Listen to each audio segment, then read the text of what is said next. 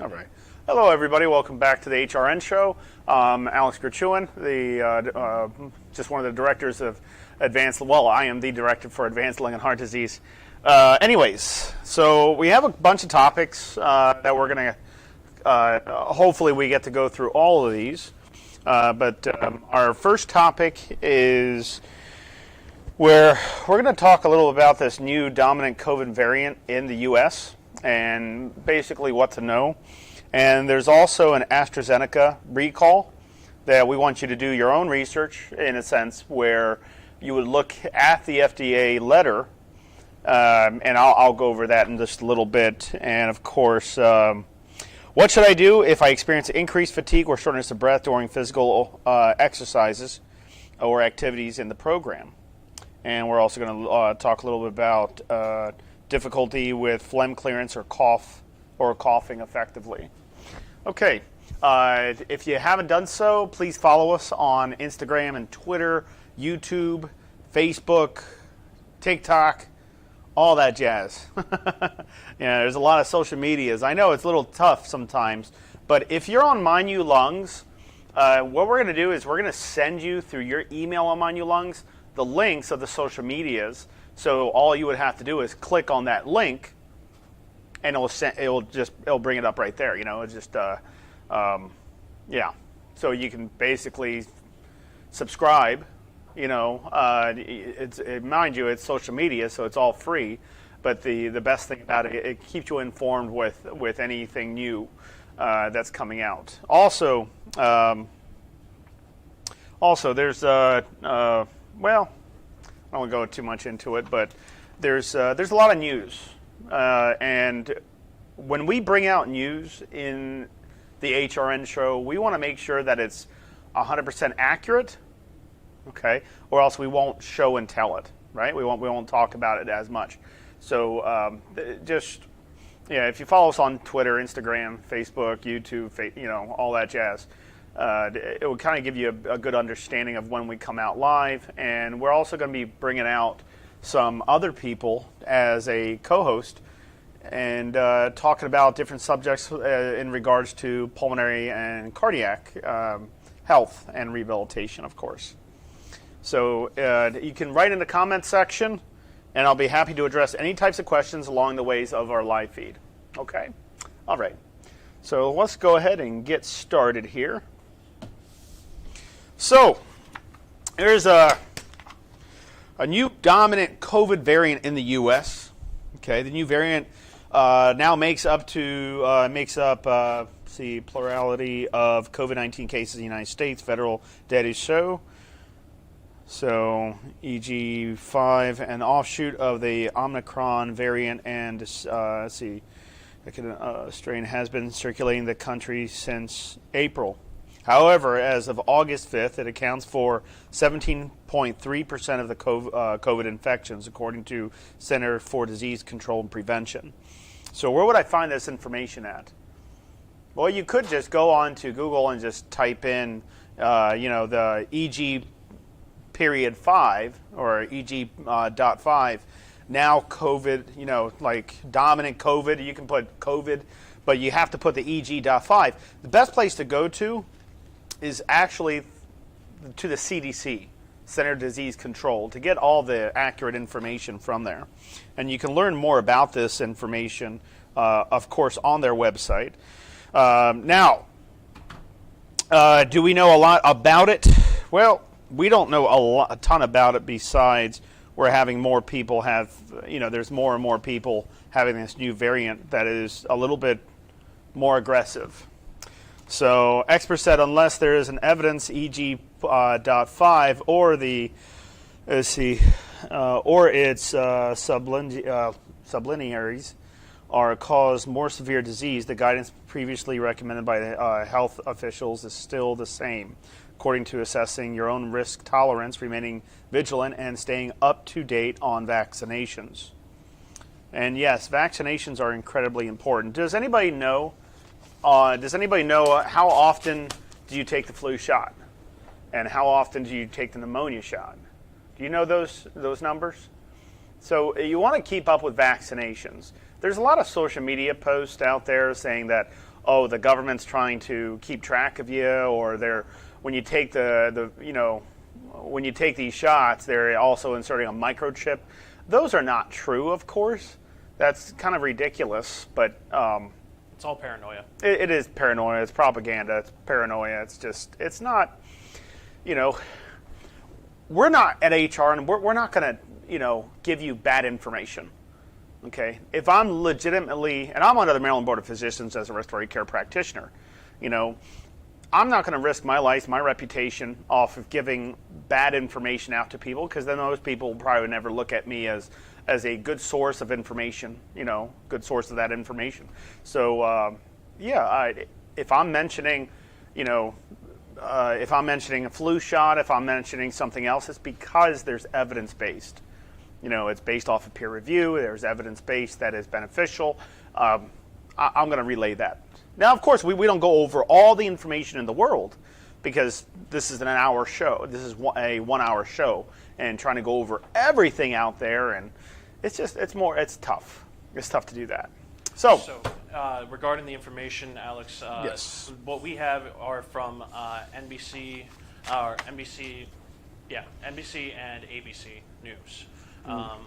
That's where we have these are the two big articles that cover this that we have in front of us.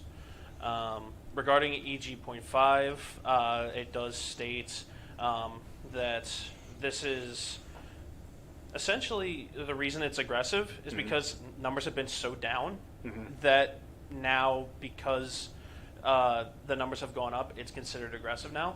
But the World Health Organization and CDC have labeled EG.5 as basically something to watch. Yes. So the World Health Organization is monitoring a new strain of COVID-19 called EG.5, or IRIS. That accounts for the growing share of cases in the country, including China and the United States. So, as this continues, and of course, it doesn't look like it's going into another major emergency, but it is something you definitely want to, keep precaution. So, as far as precaution goes, as far as trying to be prophylactic, preventative, what types of things could you be doing to help limit the exposure? So let's point this out really quick. A lot of patients go to pharmacies. Can we agree or disagree? Okay, I think we can agree with that, right? Because you have to pick up your medications, your prescription medications, they have to take on a routine basis. How many of those people, and this is based off of current statistics, how many of those people coming into pharmacies actually come into pharmacies sick? Like they're sick waiting in line. It's about 40% of the people. That's high. That's very large. 40% of the people that go and stand in the lines of pharmacies are currently sick and suffering from their illness. Okay, so if you have to stand in line, how far apart should you be? So technically it's 3 feet. We added an extra 3 feet to that to make it 6 feet.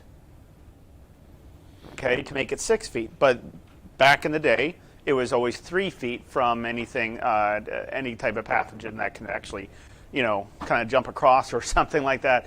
But but you want to stay 6 feet apart from anybody. So when you go into a pharmacy, should you wear a double-layered mask? Yes, you should. Okay, and when washing your hands, will Purell or rubbing alcohol substitute washing hands? No.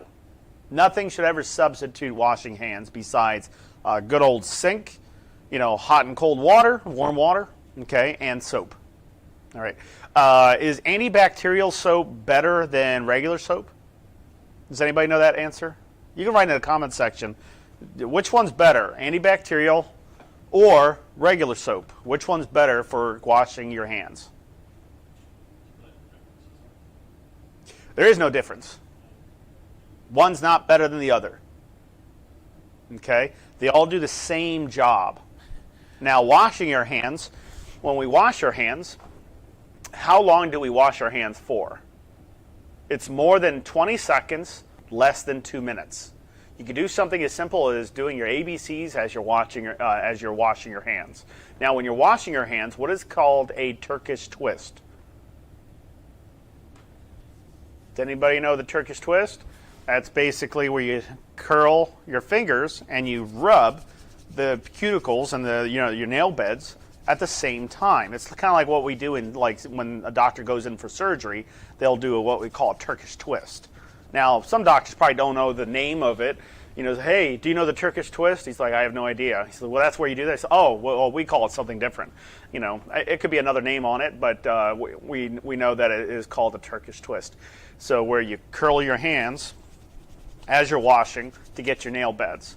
Okay, so you wash around your wrist, take anything off of it like watches or rings, take them off. Okay, you wash for more than 20 seconds.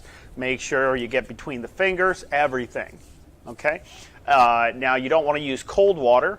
You never want to use cold water. You want to use warm to hot water. Okay, because of why? Well, your hands naturally have oil on your hands. Like if I touch something like a glass and my hands are completely dry and I touch the surface, I'm still going to get a fingerprint residue on that pane of glass, even that my hands are all dry, because that's that oil base. So if you take a pot or pan that you just cook some bacon, okay, in, would you wash the pan with cold water? No, because then the grease, the bacon grease on that will just spread all throughout the whole pan, right? It won't really come off. Okay, so you want to use warmer water. That's why you want to use warmer water on your hands. It's warm to hot water because of that oil base. You want to try to get rid of that, right, when you're washing your hands, because those contaminants. So now we're talking about being preventative also. When you have to go out and you have to be in a large group, you're trying to limit your exposure to large groups because of the COVID, the variants and other sicknesses out there too, common cold, people that are immunocompromised, immunosuppressive, anything like that. You want to be very cautious when going outside. When you're going outside and you have to go around, you have to be around a lot of people, okay, you just want to be cautious. Just be very cautious, okay? And it's kind of hard to explain that to somebody who doesn't believe, which doesn't make any sense to me, but whatever. It's kind of hard to explain that to somebody when somebody is let's say, at a meeting and they're coughing, and they're literally, you can see that they're sick, and you say, hey, you should go home. Well, you mind your own business type of thing. Actually, it is my business because you're going to possibly get me sick, right? So let's take this situation. You're in a restaurant, okay? You're in a restaurant and you're ordering food, and there's somebody across the way that's not that far away from you that's just coughing up a storm. Is there anything wrong with moving to a different table? No, of course not. Being polite. The two things that get people to be very hostile is respect. That's one major one. Respect. If you disrespect somebody, because that person probably doesn't know anything about you, that person doesn't know you, but if you disrespect that person at the foremost front, like you just saw this person, it's just a complete stranger, and you say, hey, excuse me, and you just bark out orders to that person. That person's, of course, it's simple psychology. That person, of course, is going to take that personally. They're like, oh, that person doesn't know anything about me. They're thinking I'm like this, I'm like that. It might come off very rude. But how you approach a person that could take something personally and take things and kind of make things seem more than what they are. There's just a way to approach somebody, and that's just being very nice and kind. So people want respect, and what else do people want? I kind of just mentioned it. Being nice. Being nice. How many times and I can literally say this about myself. How many times have you went to, let's say, a counter to pick up an order for food, or you went to a pharmacy, or you went to a doctor's office, or you went to a library, you went to, someplace, and you needed some help, and that person puts in fillers like, mm-hmm, uh-huh, and not, it's like, hey, how are you, and just kind of introducing themselves. They just don't care, in a sense. There was a 911 operator that I can experience for myself, that I did experience to myself. And I called 911 this one day because this person in this car pulled a gun out on me.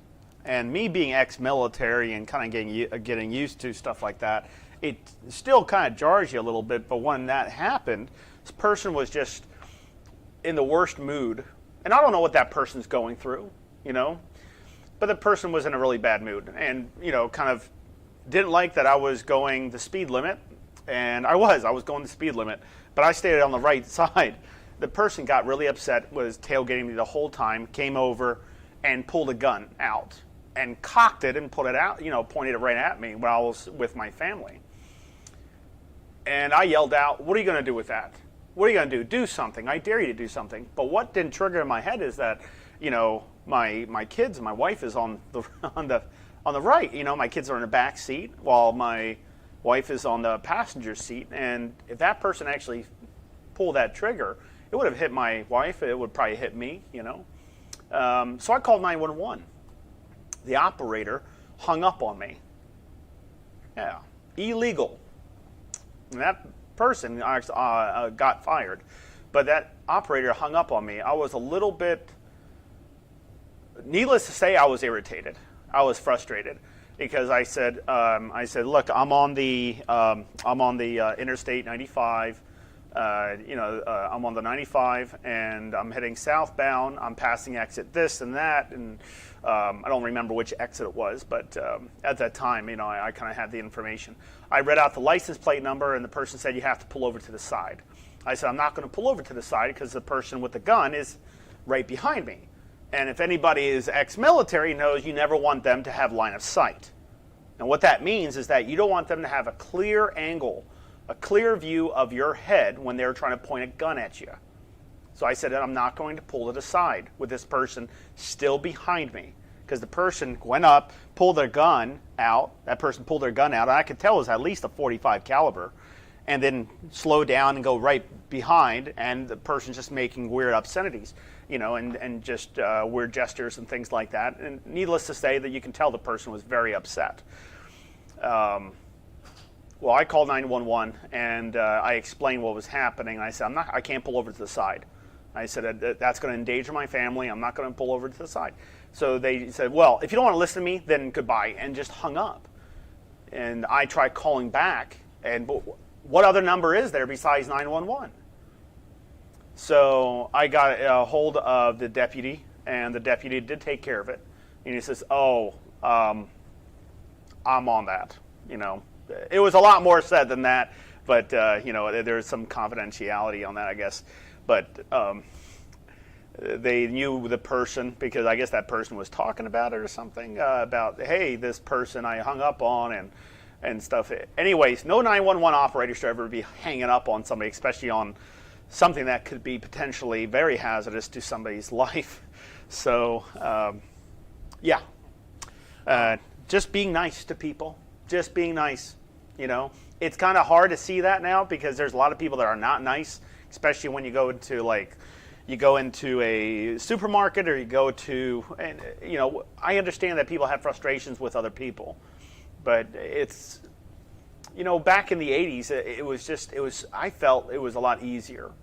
That's what I felt. It was a lot easier because, first off, in the 80s, I was a kid. When I was in the 80s, I was a kid. But I never really had the experience there, or maybe I was just too naive, but I didn't really experience bad service. Lately, service has been so horrible, so horrible. I was calling some patients up, trying to get them enrolled into the program because their doctor says, that person needs to be in this program as soon as possible. Whatever it takes, Alex, get them in that program. And I said, okay. This was their own doctor. And I called them up, and the person is like, "Oh, is this a scam? Is this? I was like, "Are you still thinking that that's the world we live in?" And I understand there's other places probably like that, but not HRN. We're a reputable company that's covered under insurance. And My job as a director is to enroll the people and see what's going on, what's happening, and rehabilitate those lungs and their heart. So, needless to say, I'm a very nice person on the phone. I help as much as I can for each person, but periodically you get some people who are so used to the demeanor of other people being incredibly rude that they think that's the world we live in, and that is not true. You just happen to find the people that are not very good with customer service. And I think we can all relate to that. There are some really nice people, and of course there's going to be some really horrible people out there, but I promise you, when I call, I'm a very nice person. I'm a very nice person. So, Alex, Yep. do you want to move on to the Yes, please. AstraZeneca, not recall, but the warning letter that they got? So there's a warning letter, and there's a lot of information on this warning letter that I would suggest the best thing you could do if you take Brezitree, that's budesonide formoterol, that's a long-term albuterol. It's a long-acting albuterol treatment, glycopyrrolate, and anyways. So it's for oral inhalation use. There is a warning letter that was issued. What date was that? It was August 4th, 2023, so it was rather recent. We would suggest, if you want some more information about this, about the warning label, the best thing to do is to go on to the U.S. Food and Drug Administration or FDA.gov. FDA.gov, and literally you can search up warning letter and then Brezitree. Yes. I can't speak a lot about this, but it was talking about false or misleading claims about efficiency. So I would suggest, because there's a lot of information on it, you can talk to your doctor. You can also talk to your assigned clinician if you're an HRN about the warning letter. But one of the best things you could do is just go on to FDA.gov and just look up the warning letter that was issued by the FDA about false or misleading claims about efficiency. Okay. Awesome. Would you want to mention oh my gosh, orientation? That's the word. Yes. I'm so sorry. I'm so we sorry. have no, it's all right. So with we have an orientation we do on Tuesdays and Thursdays. Orientation is a free. It's completely free. Orientation is where a patient or a potential patient will come in, not physically into the building, just show up on the Zoom or like that FaceTime, So they'll show up on Zoom, and I'll go over every single question and kind of go over what to expect, what goals are realistic, everything. And anybody can go into those orientations. All you would have to do is just call us up. That's all you would have to do, is just call us up to be in the orientation. Orientation is prepping. There's some people who don't qualify for the program because their doctor says they're not sick enough, and then we can utilize My New Lungs in replace of that. So I can go over tips and tricks and stuff like that, but mostly orientation is for anybody who was interested in being in the HRN program, which of course everyone should know now is the Bentley of all programs, because it's an actual program that works very, very, very well. But yes, so orientation will be held at 2 o'clock today, and on Thursday the same thing at 2 o'clock. Eastern Standard Time, and our phone number is, of course, our 410-871-4601, and you just have to call in saying you want to be in orientation. That's all you have to do. Or use extension 70. That is 70. That'll take you right to our referral department. Yes, absolutely. Okay. We want to welcome everybody to please throw your questions into the comments section. Absolutely. But Alex, before we get to our viewers' comments, let's answer one of ours. What should I do if I experience increased fatigue or shortness of breath during exercises or physical activity in the program? Well, increased fatigue or shortness of breath is going to happen because out of breath is not a disease. It's not a disease if you're working out, right? Because it's just a CO2 climbing. I mentioned this last time that everybody's very good at being a patient, but every one of those patients forget how to be themselves. Like before you were diagnosed as a child, or before, like, did you get a little winded when you were jogging, exercising, and stuff like that? Yes. There's nothing wrong with that, because that's a normal thing. You don't go up to a kid or a teenager or a younger adult and say, they're working out and they're huffing and puffing. They're not passing out. They're just breathing heavier because of their exercise. You don't go up to them and say, hey, I think there's something wrong with your lungs. Like, no, that's ridiculous. But as soon as they get that label, you got COPD, then you think every time you get shortness of breath, it's your lungs doing it and not because you're just exercising. So everyone's like, oh, let me fix this with this. Let me use this, and let me, take this albuterol. Let me do this. Let me do that. And, they don't realize that is your normal. That's, it's normal to be a little winded when you're working out. So when you find or feel an increased fatigue or shortness of breath, let's take an example, because it's best to use an example in this this topic. You have the board next to you if you would like to go there too. Oh, yeah, I think maybe I should do it like this. But that's a great idea. That's a great idea too. Let's take this. You have somebody who stops walking. They stop in their tracks and walking when they, let's say the person can only do 50 feet of walking. So every time that person walks 50 feet, they get so out of breath they have to stop. Let's just say that, okay? And we start working out their lungs. We start working out their legs. We start working out their anxiety, their stress management, everything. Okay. Now that person's doing 100 feet. Okay. Did that person get a little bit winded when they were working on their work of breathing? Yes. That's normal. If somebody only walked 50 feet one day, okay, the next day they walked 50 feet, the next day walked 50 feet, then that person's average is, of course, 50 feet. But if that person walked 50 feet, the next day they would walk 51 feet, 52 feet, they find themselves always improving. They're getting their work of breathing. It's going to be a little higher. But what they're doing is developing a tolerance to that increased work of breathing, that out-of-breath feeling. And that's going to happen because you're working out. Like if I can only do, let's say, 5 miles, 3 miles jogging, let's say I can only do that. I only stick to the 3 to 5 miles, or let's just say 3 miles. I only stick to 3 miles per day, then that's all I can ever do. If I want to try to increase that, if an athlete wants to try to increase their ability to do more, then they would have to tackle their work of breathing a little bit more effectively. Also, not just effectively, they have to endure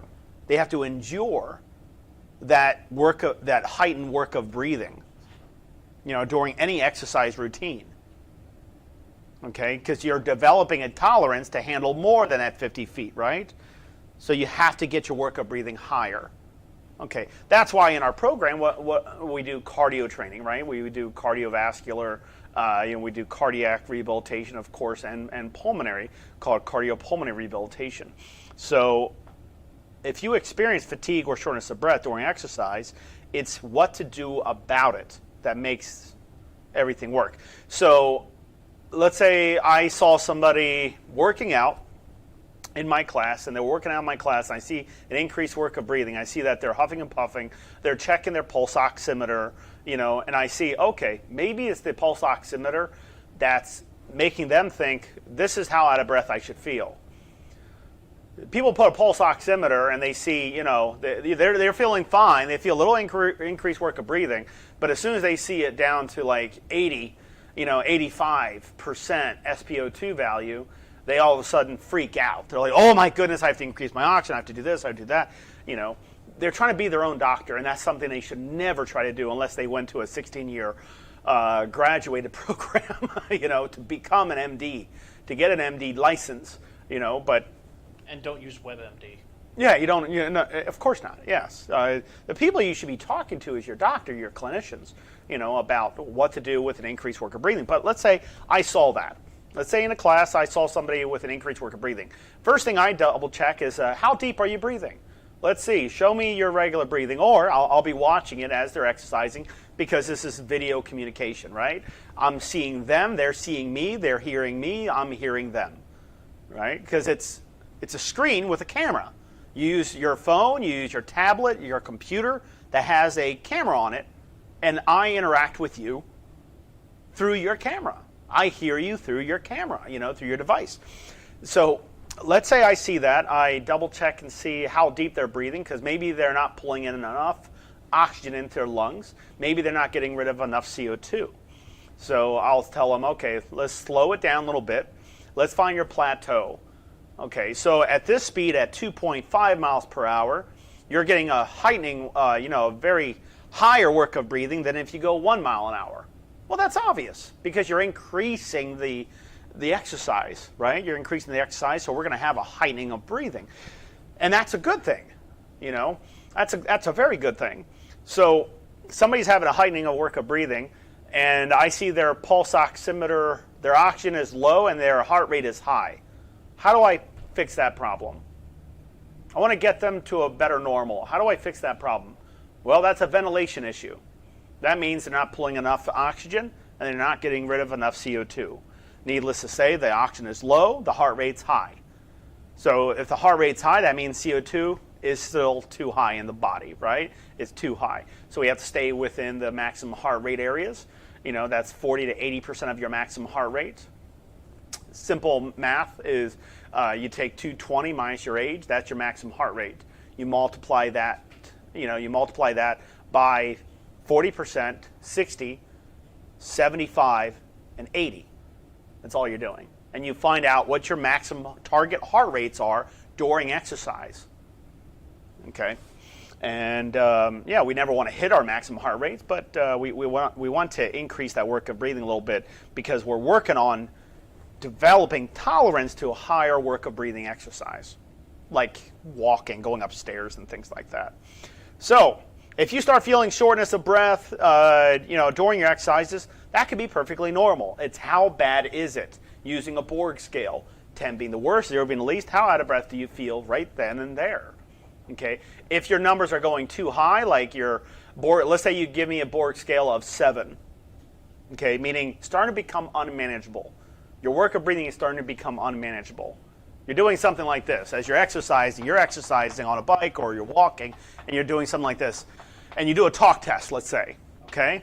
And I'm talking like this. Let's say Alex said, how out of breath do you feel? And he was like, my breathing is okay. Okay, now I know, okay, that person is saying 1 to 2 words average, and they're gasping for air every time they're talking. So that puts them at a 7 to an 8 on a Borg scale. That means the work of breathing is too high. So I need to slow them down a little bit. I need to slow that person down a little bit. Maybe pick up their breath, pulling in a little bit more air. Maybe they're breathing too shallow, and we want them to breathe in a little bit deeper. Let's see if that did the trick. Okay, so let's say the heart rate is starting to go down now, which is a good thing because it was very high. It's going down, so that means ventilation is happening pretty well. But let's say the oxygen is not coming up as high as we want it to be. Okay, so what should I do with that person? Then I'm going to try to force the oxygen into the blood faster, more effectively by doing what? Pursed lip breathing. Okay, but what if the person is pursed lip breathing? They learn pursed lip breathing from somebody, and they thought it was like this. Okay, how do you know that's good enough pressure? You don't until you test it. Okay, so you would take a piece of tissue. I know this is a piece of paper, but you would take a piece of tissue and you will hold it arm's length all the way out. No bending of the arm at all the way out. If you're able to move that tissue, okay, I know this is a piece of paper, but if you're able to move that tissue forcefully, then that's the correct pressure to use when you want to pursed lip breathe effectively. Okay, so if I do this, and it's not moving, even though I'm pursing my lips, but it's not moving, that might not be enough pressure. I need to create more pressure in my lungs, through my pursed lips, to force the oxygen from high pressure to low pressure, force the oxygen into the blood. So that pressure might not be adequate. So I'm going to purse my lips a little bit tighter, probably breathe in a little bit deeper. And I'm able to move that more forcefully. That's the pressure I want when I want to purse lip breathe effectively. Okay? That's correct purse lip breathing. And if you don't know that, then I would definitely suggest going into at least Mind You Lungs to try it out so you can at least learn how to purse lip breathe effectively. These are tools you use. You know, let's say you have to get up and go and pick up the remote off of the counter, or pick something up off the counter or something, and you don't feel you don't feel that you're going to be that out of breath. You might not have to do any technique at all. Just get up and get it.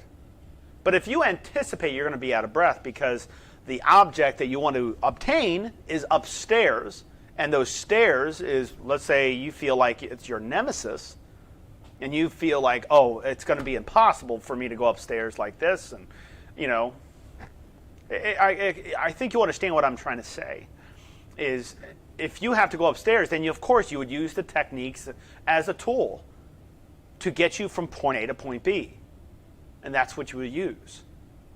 But if you didn't feel very out of breath, like I'm just going to stand up and grab this or something, and you don't feel very out of breath, you probably don't have to utilize any techniques.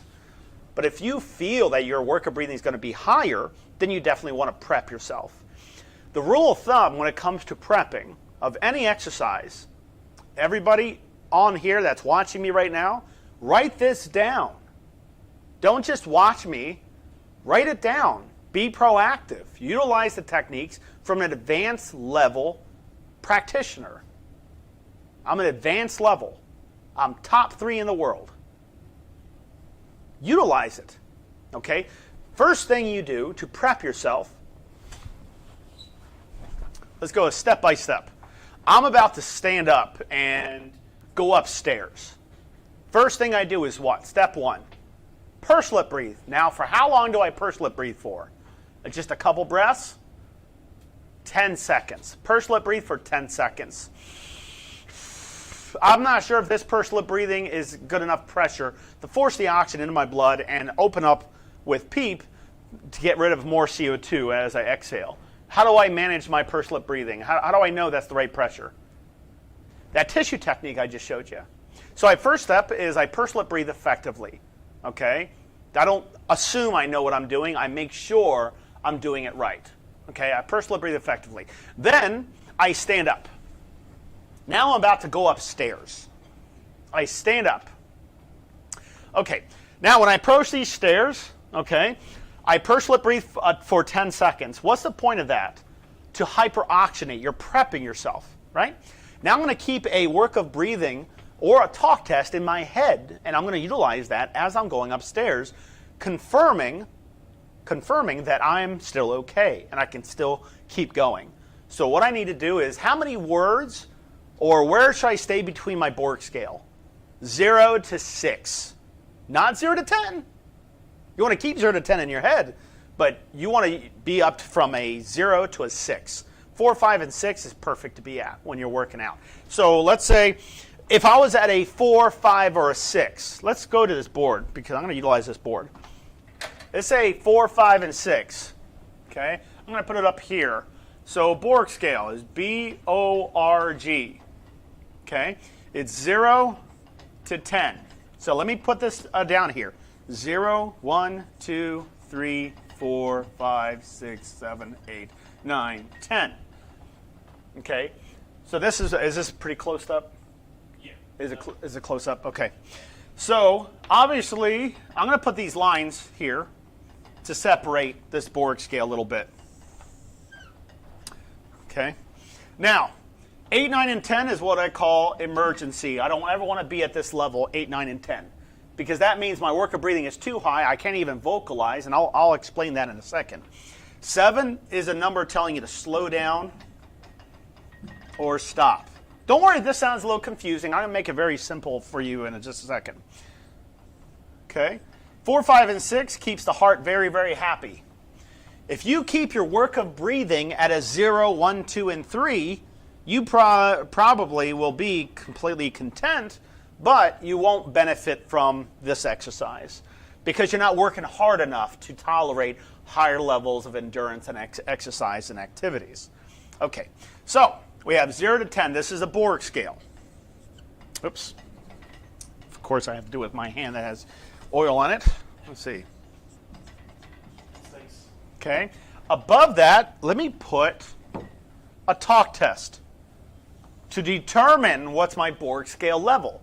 Because if I asked you, how out of breath do you feel, 10 being the worst, which number would you give me? And a lot of people will come up and say, well, I'm completely out of breath. Well, all right, and let's say this person's name is Dave. Dave, how out of breath are you? Here's Dave. Okay? He didn't listen to me on nutrition. So say, Dave, how out of breath do you feel going up those steps? Oh, Alex, I'm at a 10 right now. Well, if you're at a 10, well, how are you able to talk? What? Well, at 10, I wouldn't be able to say one single word. How out of breath do you feel? Okay, maybe not at 10. Maybe I'm a 9. Still at a 9, you're not completely out of breath. Your anxiety isn't overridden. I mean, you're pretty stable right now. Your mind is thinking that you're completely out of breath, but you might not be. So, let's put a talk test above this. How many words should I be able to say out of 10? Nothing. You'll be so out of breath, you'll be doing,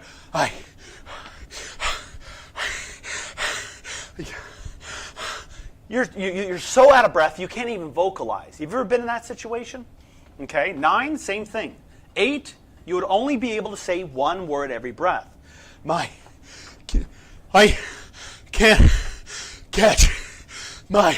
If I see that demonstrated to me, I know that person's at an 8. That means the work of breathing is at a 911 level. It's too much. Okay? If the person is only able to say 2 words every breath, I can't seem to catch my. They're getting closer to that 911. That's a number telling you to slow down or stop. It doesn't mean stop. It means slow down or stop. Okay? 4, 5, and 6. How many words should I be able to say at 6? 3 words. 5, 4 words. 4, 5 words.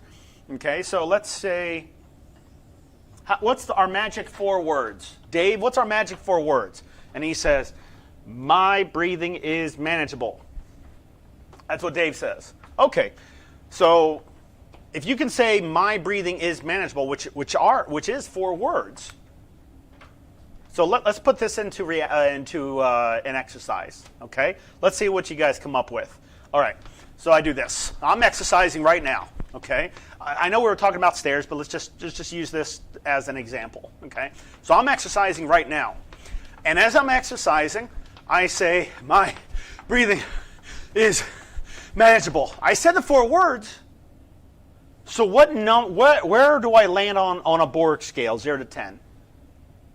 Some people would say, oh, Alex, you're at a 5. No, because I said my breathing is manageable.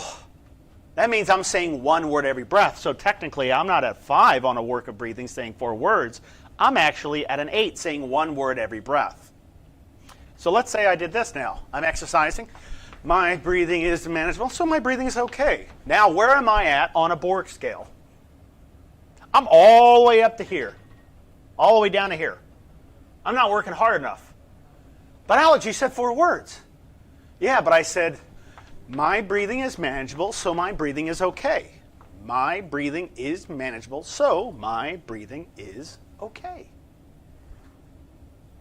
A lot more words than 4 words, isn't it? Okay, so if I'm down here, what should I do? If I'm all the way down to a 2 or a 1 or a 0 or a 3, what should I do? Increase the workload to get your work of breathing higher. Okay, so my work of breathing is going a little higher. I'm doing this. My breathing is manageable, and I took a breath. Naturally, I just took a breath. That means I'm effectively at a 5. I should keep going. In this zone here, keep going. Okay? So at a zone here, anything in this zone here,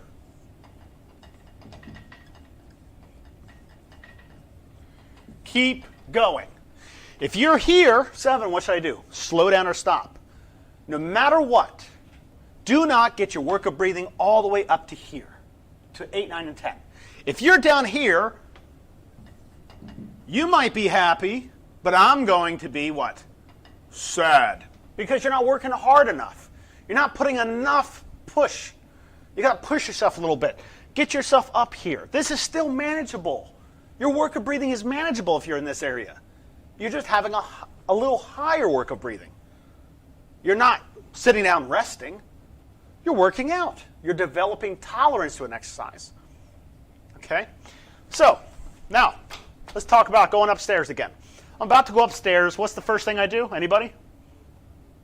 Purse lip breathe for how long? 10 seconds.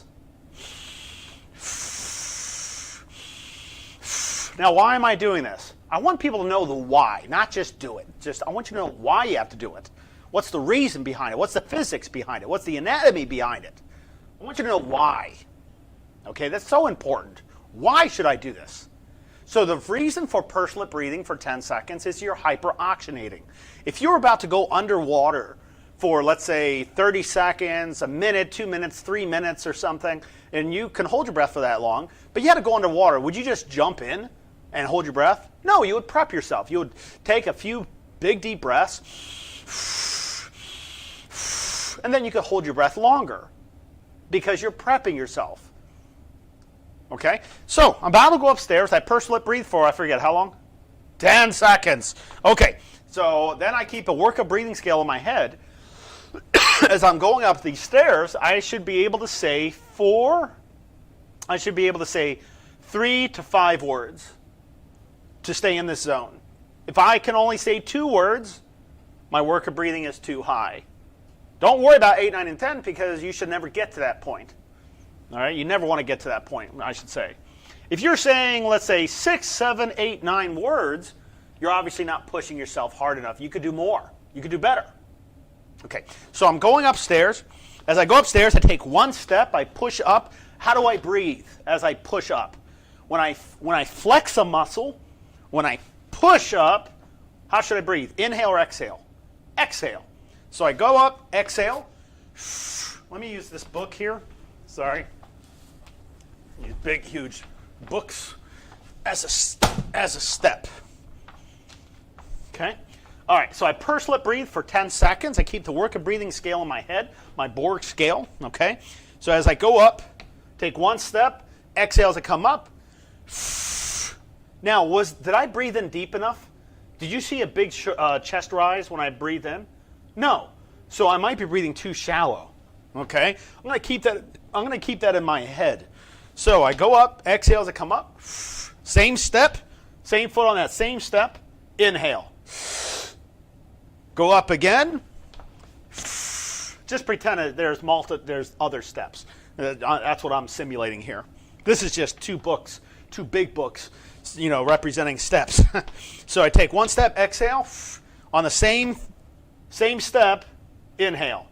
How deep?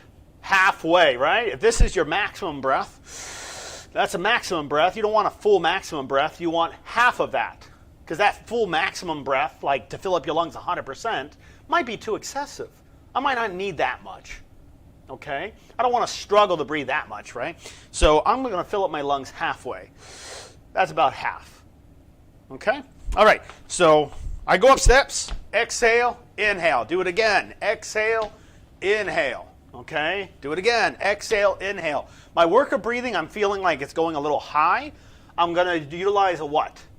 A talk test. So as I'm going up, I'm holding on to the arm rail. I'm going up steps. I feel my work of breathing is high. I'm just going to see if I'm still okay. I'm not going to use a pulse oximeter on this. I'm going to use myself, subjectively, how I feel. Because that's the best thing you could ever do. So I'm going up. I'm saying, my breathing is manageable, so my breathing is okay. Okay, well, I can say a lot more than 4 words. What does that mean? I can do more. I can keep going. I can do more. I'm not even working hard enough to get into that 4, 5, and 6 zone on that Borg scale. Okay, so I go up, exhale. All right, I'm going to keep going. Exhale, inhale. Go up again. Exhale, inhale. Next step, exhale, inhale. Utilize talk test. My breathing is manageable. So where am I at if I said 3 words? I'm still okay. I'm at a 6. Okay, now because it's at a 6, it could get close to 7. Remember, you're subjective. I'm getting close to 7. If I keep going with this same routine, is my work of breathing going to get higher and higher? Yes. So what should you do? Are you filling up your lungs deep enough? Are your legs still too weak? Are you just out of shape? Put that into account. You know, a lot of people think, oh, if we fix up the lungs to a better functional lungs, you know, with a pulmonary function test, my work of breathing will be obsolete. You know, I will never have an increased work of breathing ever again. That's not correct. That's horrible to think that. Okay? So when I'm working out with somebody and I'm working out with a patient, I need to see them in view, seeing what they're doing. You know, let's say instead of steps, but you understand how to climb the steps. You keep going up, fill up your lungs how deep? Halfway, come up, and you just keep going up, keep going up. Utilize the talk test periodically, making sure you're still okay. Okay? Now, let's say I was going to walk. All right? Let's say I was going to walk. I'm going to walk. Let's say I do a 1-to-1 ratio. That means one step I breathe in. How deep do I breathe in? Halfway. But before I do that, I'm about to do a 6-minute walk test, or I'm about to walk. Okay? And it's a pretty long distance, let's say. At least it feels like to me it's a long distance. What's the first thing I should do? Purse lip breathe. That same routine again. Purse lip breathe for how long? 10 seconds. Because I anticipate I'm going to be out of breath. If you anticipate you're going to be out of breath, utilize the techniques. So I purse lip breathe for 10 seconds. I utilize the talk test to make sure I'm okay. My breathing is, I feel my work of breathing is high. This could be anxiety causing it. Before I start my walk, I need to calm myself down a little bit. All right, what's the best way to calm yourself down? Close your eyes if you can. Close your eyes. Relax. As I exhale, I'm going to fill up my lungs with pure positive energy. As I exhale, I'm going to get rid of the negative energy. The anxiety is physically coming out to that one breath. I can do something like this. 3, 2, 1. Keep in your mind the word calm, C-A-L-M. As of now, I am calm. Relax. I purse lip breathe for 10 seconds. I take one step. I fill up my lungs. How deep? Halfway. Next step, exhale. Next step, inhale. Next step, exhale. Okay? Alex, that feels like so much breathing. As this person, Dave's walking. Okay, Dave's walking. He said, Alex, that feels like it's so excessive. I said, why are you talking so much? What do you mean? Why are you talking so much? Oh, you want me to not talk? I said, no, Dave. The reason why you're talking so much is because your work of breathing is actually not high. You may think it's high, but it's not high because you're able to vocalize pretty effectively. You're able to say full sentences. The reason why I have you breathing like that, I don't have to worry about your CO2 being too high. And I definitely don't have to worry about your oxygen being too low if you're filling up your lungs, at least halfway. You're filling up your lungs at least enough for a human being, breathing. It's called the VQ ratio. VQ ratio. So it's the amount of supply. Like if I breathe in this shallow, all I probably could do with that breath, that oxygen, that one breath, right? Probably all I could do is probably just do a couple things, right? But if I have to walk a long distance, that little shortness, that little breath, that breath I just did, that shallow breath, might not be enough for that long walk. I need to fill up my lungs because my whole body is going to be exercising. My back, my integumentary system, lymphatic system, nervous system, brain, every single thing. Actually, brain is part of the nervous system anyways. But it's but you understand. So it might not be enough. Okay? So, I'm about to walk. I purse lip breathe for how long? 10 seconds. You keep that work of breathing scale, the talk test in your head. Every one step you breathe in, one step you exhale. One step inhale, one step exhale.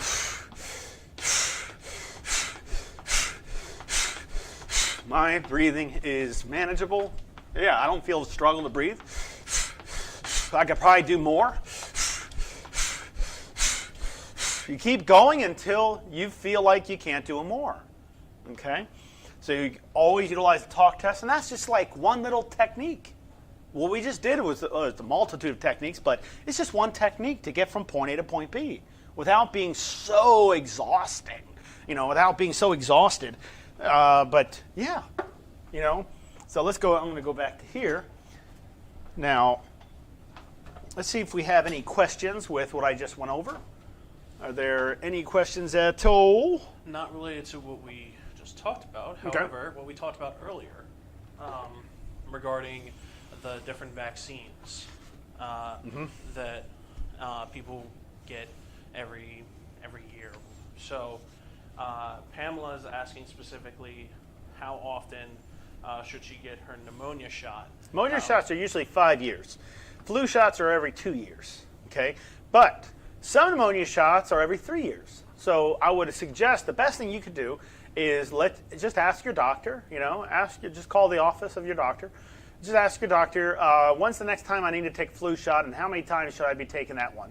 Because some flu shots are taken a little more often than 2 years. Some of them are a little bit later.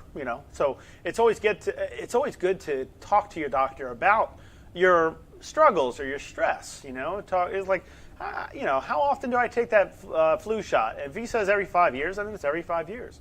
If your doctor says, well, you're not taking that type of flu shot, or you're not taking that pneumonia shot, you're on this one, and that's only required every 2 years, every 3 years, every 5 years, every 6 years. But usually pneumonia shots are usually every 5 years, and mind you, what I just said, usually. Okay, flu shots usually every 2 years. Okay, but your doctor might have you on something else. Might want you to take this new one that just came out, and it hasn't been 5 years yet. You just talk to your doctor about that. That's the best advice I can give you, because your doctor is the one responsible for your well-being. That's why when we get patients, it comes from their doctor. Okay, so we get referrals from your doctor. When we call you up, it's from your doctor. Because your doctor wants you in the program as fast as possible, since we have a spot open for you. So can I caveat that question, Alex? Love it. So should our patients also be aware of the age, the different ages? So I know pneumonia, I believe, is 65, correct?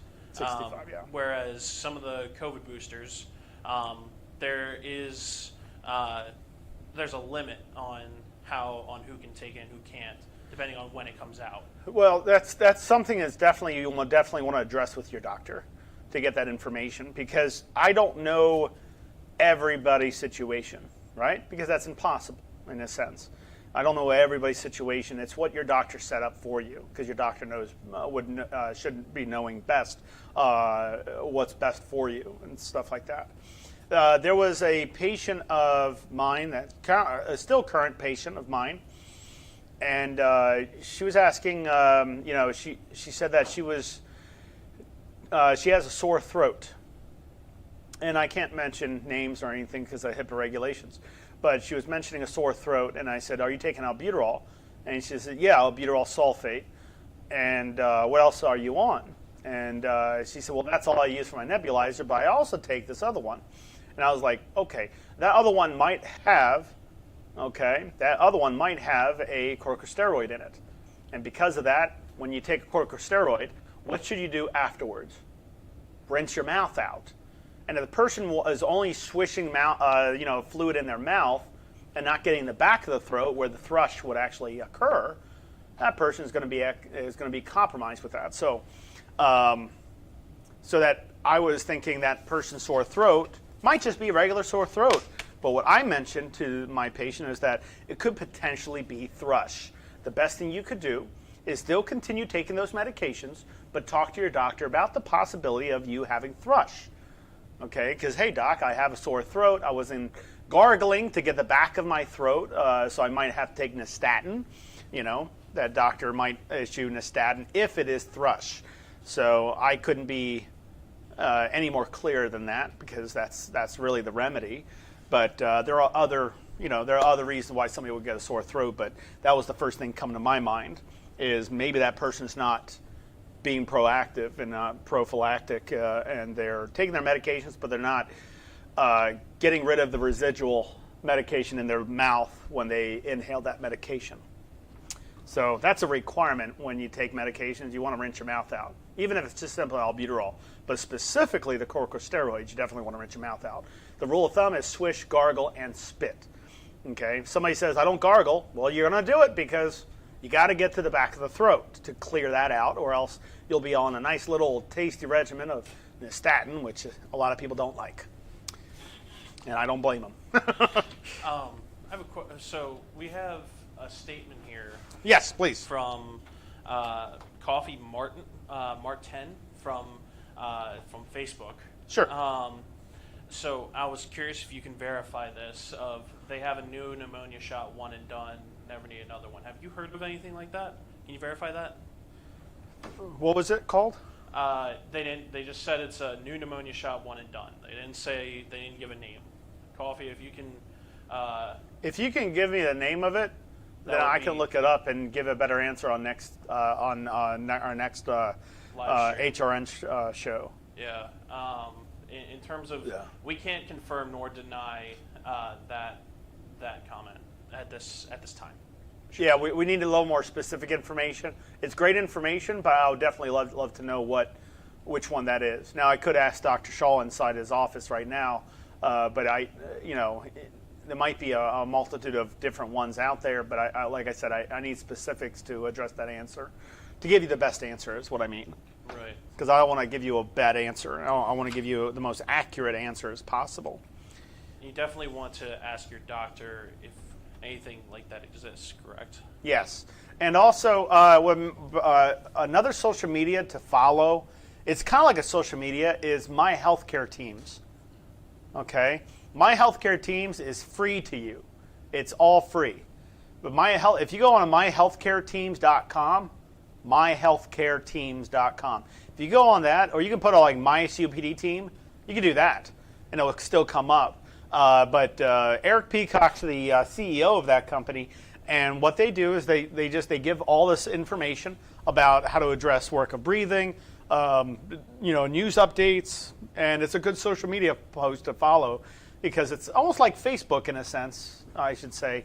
It's almost like that where you can write in, comments, questions, things like that, and get a lot of peer support from them. And they have My COPD Team. They also have basically heart, everything.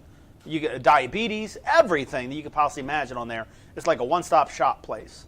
So if you want good information, that's a good place to resource. That's a good place. It's free to you, so it'll just cost you some time to read some of the material, and that's it. But it's free to you as far as financials, and it's a good thing to utilize. Just like us, where not HRN, because that's a healthcare program, and of course there's a cost to it. But our social medias are free. Their social media is free as well.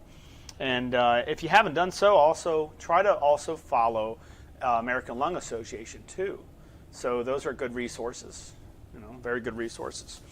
And never mind. You keep going. Sorry, Alex. No, you're fine. You're fine. I was going to say, do you want to inform everybody about the chat that is now in My New Lungs and on the HRN website? Yeah. So there's a chat. There's a chat bot. Basically, is ran by me and by other respiratory therapists and patient coordinators, and Dr. Shaw's on it too. So if you go on to mynewlungs.com, if you go on My New Lungs in the bottom left, is there any chance you could pull that up on the screen? Sure, I can. It just would take me a minute. Sorry, yeah. So John's going to show it really quick on the screen. But if you go on to mynewlungs.com or hrn.com, I'm sorry, not hrn.com, that's a different company, but the homerehabnetwork.com. Okay, if you go to homerehabnetwork.com or mynewlungs.com, on the bottom left, there's a chat bot that comes up. That chat bot is not AI. That is us talking to you. It's not pre-recorded anything. We type in questions. If you need help, if you're lost, definitely utilize it. Definitely utilize it. You can ask questions, all sorts of questions. And if one person didn't have that question, they'll just transfer it to another clinician and give you the right answer without you having to, find it's kind of like a needle in a haystack, it feels. But can they see that? 1 second, and they will be able to. Okay. There we go. Okay. So you see on the far left-hand side where it says, please enter your message. Agents are online. I'm like one of the agents. So if you type in, or click that where it says, I need some help. Click on that. Okay? So introduce yourself, because the person definitely would like to know who you are. Or you can do something like this. Go down to type here, yeah, and just type in, hello, I need some help. Something like that. Hello, I need some help. Good. And click that arrow up button. Yep. So, hello, I need some help. Then a patient coordinator or a physician or a respiratory therapist will answer you rather quickly. That's all you would have to do, and that person will just, kind of talk to you, or, if they're confused about your question, they might say, hey, can you call me up? Hey, can I put you on Zoom really quick? I just need to see what's going on, or things like that. But it's a great thing to utilize. It's a very nice thing to utilize. And but that's where the bot's at. It's also on, and I say bot, it's not a robot. It's just something that pops up that will say something, and they'll just talk to you. And if they're not talking to you very quickly, it just means that there was somebody else talking to them. But type in your message there, any questions you may have, and they will help you. And you can actually put your name, email, and phone number for them to get back to you. And you can bring it back on me now. But everybody needs help. Everybody needs some help. Everybody needs some type of guidance. Everybody needs some type of help.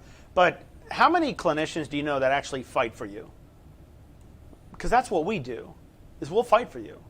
We'll do whatever it takes to get you feeling a lot better. But we do such a great job at it. You definitely want to utilize that as much as possible. You want to utilize that bot. You want to, talk. The more information you get, the better. Okay? That's all I have. All right. Well, thank you so much, Alex. You okay? Yeah. I just had a question. Okay. All right. All right. Well, thank you so much, Alex, and thank you, everybody, for tuning in. We will see you on Thursday. Very much so. See you guys later.